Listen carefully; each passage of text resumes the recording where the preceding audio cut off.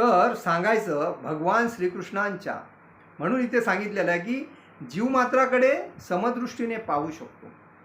आपण जेव्हा सर्व काही गोष्टी जेव्हा करतो तेव्हा जीवमात्र मतलब प्रत्येक जीवाकडे समदृष्टीने पाहणं महत्त्वाचं. जानवर असो, मनुष्य असो, पशु असो, पक्षी असो, वृक्ष असो. आज लोक वृक्ष तोडतात. का तोडतात? की स्वतःला बिल्डिंग बांधायची आहे, घर बांधायचं म्हणून. अरे पण आपण किती वृक्ष लावली हा विचार कधी केला आहे का?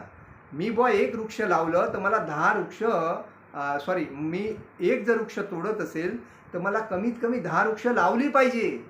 आज आपण 10 वृक्षाचं सोडा, झाडं लावत नाहीत पण तोडण्यामध्ये अग्रेसर. आणि ती पण कशी? मोठी मोठी झाडं जी 50, 100, 200 वर्ष, 300 वर्ष, 500 वर्ष वारा, पाऊस, वादळापासून स्वतःला, मनुष्याला त्याने आसरा दिलेला आहे. आणि त्या झाडांचा आम्ही क्षुल्लक आनंदासाठी, राहण्यासाठी, बिल्डिंग, पैसे मिळवण्यासाठी आपण त्यांना तोडतो. किती मूर्ख आहोत आपण. वास्तविक आपण प्रत्येक एरियामध्ये प्रत्येकाचं कर्तव्य आहे कमीत कमी 10 झाडं लावली पाहिजे.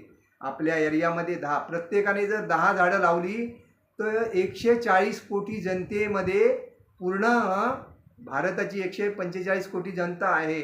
आणि या 45 गुणिले 10 जर 145 कोटी गुणिले 10 किती झाडं लागतील? पूर्ण पाऊस आपल्या भारतामध्ये.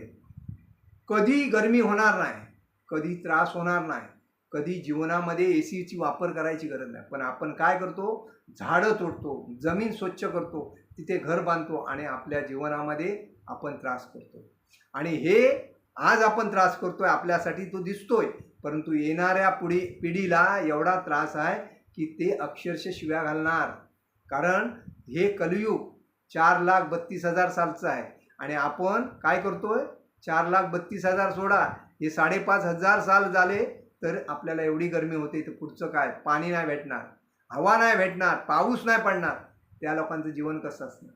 ते आपण आज विचार केला पाहिजे. आणि म्हणूनच इथे सांगितलेलं आहे की जीवमात्राकडे समदृष्टीने पाहू शकतो तो व्यक्ती आणि दिव्य विषय जाणून घेण्यास आतुर होतो. आणि दिव्य ज्ञान, भगवंतांचं कोणतं ज्ञान आहे ते जाणून घेण्यास आतुर होतो.